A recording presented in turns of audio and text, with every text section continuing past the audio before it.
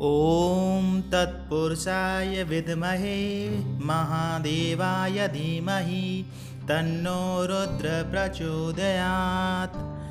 जय श्री कृष्णा, राधे राधे, जय माता दी, हर हर महादेव, जय भोलेनाथ।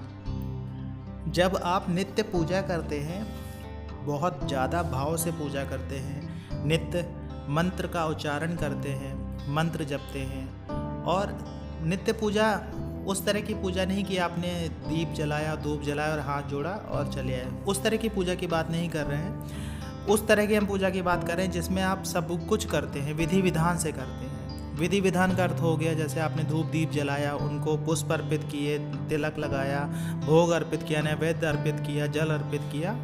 तो इस तरह से आप जब भगवान की पूजा करते हैं या उसके बाद में आप मंत्रों का जप भी करते हैं, भगवान का ध्यान भी करते हैं। कहने का अर्थ यह है भगवान की पूजा या भगवान की सेवा बहुत भाव से करते हैं, बहुत भाव से आप मंत्रों का जप करते हैं, तो भगवान किसी न किसी रूप में आपको संकेत भी देना शुरू कर देते हैं। संकेत किस तरह से देते हैं? जैसे आपके दीपक में फूल बन जाता है तो ये एक तरह का संकेत हो गया। दूसरा, आपके दीपक में जो बाती होती है वो अपने आप हिलने लगती है, आपने देखा होगा, उसकी जो लौ होती है वो अपने आप हिलने लगती है, हवा नहीं चल रही फिर भी वो हिल रही है। तो ये भी एक संकेत हो जाता है कि हाँ, भगवान की शक्ति कहीं ना कहीं आसपास आपके मौजूद होती है। इसके बाद में जब आप फ़ोटो देखते हैं भगवान की तो आपको ऐसा लगता है कि जैसे फ़ोटो आपको देख के मुस्कुरा रही है, भगवान मुस्कुरा रहे हैं आपको देख के, ये एक आभास होता है।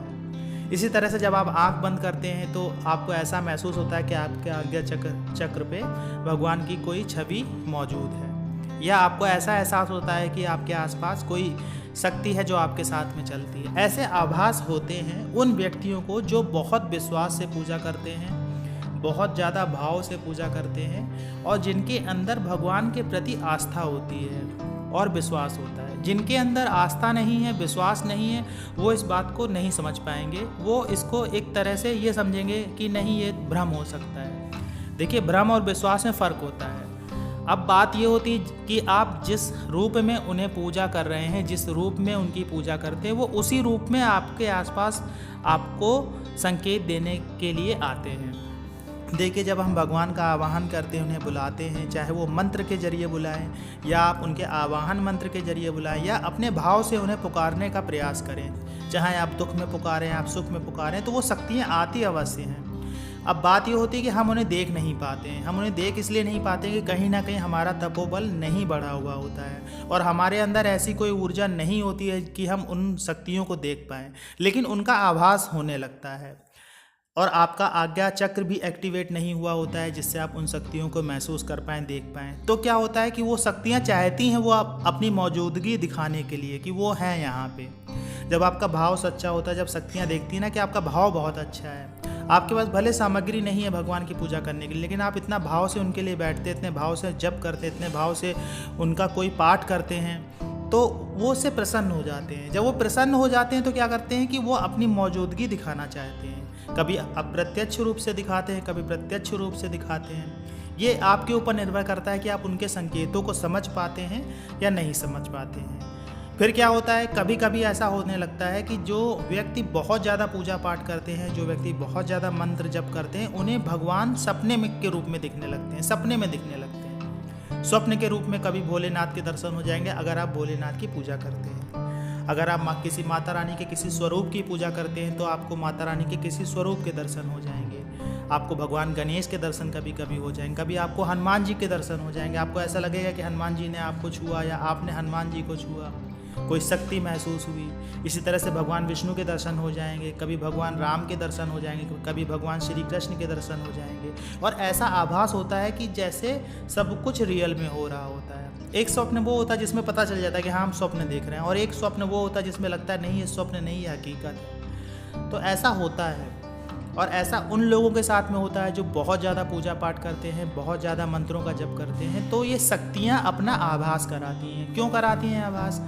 क्योंकि वो डायरेक्टली आपको नहीं दिख सकती हैं, क्योंकि उनमें बहुत ज़्यादा तेज होता है, उनमें बहुत ज़्यादा पावर होती है, उसमें बहुत ज़्यादा तपोबल होता है, एक बहुत ज़्यादा ऊर्जा होती है। तपोबल तो आपके अंदर होता है, पर उन शक्तियों में बहुत ऊर्जा होती है, उनमें बहुत तेज होता है, जो उनको आप नहीं देख सकते हैं। जैसे आप ये मान के चलिए, आप 100 वाट का बल्ब है, वो 11,000 वोल्ट की लाइन है, अगर उसे कनेक्ट कर देंगे तो आपकी क्या हालत होगी। इसलिए वो डायरेक्टली आपको नहीं दिखेंगी। जब आपके अंदर ऊर्जा बढ़ती जाएगी, जब आपका तपोबल बढ़ता जाएगा, तब जाके आपको ये सब चीज़ें महसूस होना शुरू हो जाती हैं। तो शक्तियाँ क्या करती हैं कि अपनी मौजूदगी दिखाना चाहती हैं, वो दिखाना चाहती हैं कि वो आपके साथ में है, वो आपके पास में है, वो आपकी मदद कर रहे हैं। तो किस रूप में दिखाएंगे? वो स्वप्न के माध्यम से आपको अपनी मौजूदगी दिखाना शुरू कर देते हैं। स्वप्न के माध्यम से वो आपको अपने दर्शन देना शुरू कर देते हैं, और उसी रूप में दर्शन होते हैं जिस रूप में आप उनकी पूजा करते हैं। क्योंकि शक्तियों का कोई आकार नहीं होता है, शक्तियों को आकार आप देते हैं। आप उनकी पूजा करके उन्हें आकार देते हैं। सभी के यहाँ अलग अलग फ़ोटो होती है,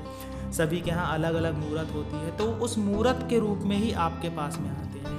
वो आपकी ही ऊर्जा का प्रयोग करते हैं और आपकी ही तपोबल का प्रयोग करते हैं, और आपकी ही जो आस्था होती, विश्वास होता, उसका प्रयोग करके आपके कार्य बनाते हैं।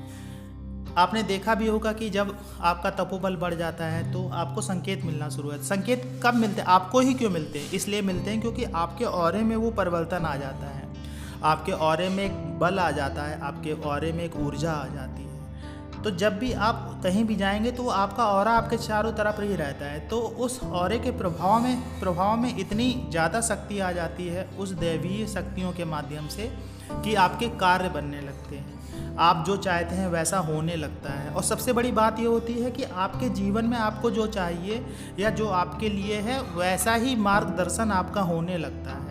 आप जो निर्णय लेते हैं वो निर्णय आपका सही होने लगता है, क्योंकि वो शक्तियाँ आपको ऐसी ताकत देती हैं, ऐसी बुद्धि देती हैं कि आप सही डिसीजन लें। जीवन में एक डिसीजन पूरी ज़िंदगी बदल देता है। वो डिसीजन लेने की जो क्षमता होती है वो शक्तियाँ देती हैं जब आप बहुत ज़्यादा पूजा पाठ करते हैं, बहुत ज़्यादा भगवान का मंत्रों का जप करते हैं। तो वो स्वप्न के माध्यम से भी आपको अपने दर्शन देते हैं, अपना संकेत देते हैं। एक संकेत होता है कि दैवी शक्तियाँ आपके साथ में हैं और वो अपना आशीर्वाद आपके ऊपर बनाए हुए हैं। आशा है ये जानकारी आपको अच्छी लगी होगी। जानकारी अच्छी लगी हो तो वीडियो को लाइक करिएगा, कमेंट्स में जय माता दी, जय श्री कृष्णा, हर हर महादेव लिखिएगा।